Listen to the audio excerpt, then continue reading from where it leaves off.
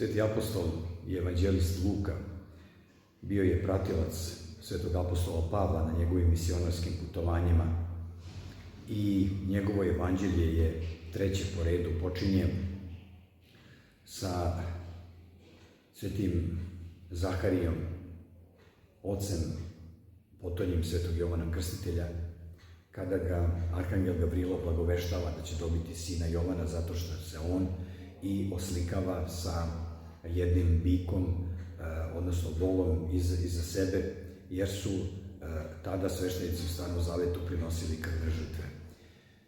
Luka je latinsko ime i u prevodu znači rodio se pri izlasku sunca. Bio je jedan od 70 malih apostola i bio je jedan od retkih apostola koji nije bio Jevrej. Inače, rodio se u Antiohiji, danas u Turskoj, grad koji se naziva Antakija. On je naslikao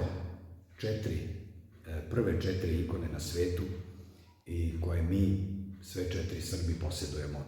Sve četiri je doneo Sveti Sava iz Svete zemlje. Prva, koja je bila zaveštana od Svetoga Save osvećenog, je bila ikona Mlekopitateljica, koju je Sveti Sava dobio 1229. godine, kao i štap patricu Svetoga Save od Slonovače. Zatim tu je ikona Trojeručica, koja je bila vlasništvo Svetog Jovana Damaskina, koji je tu isto se podvizavao, i naš Sveti Sava će doneti u našu Srbiju. Zatim će ona biti u Hilandaru, što je i danas tamo se nalazi.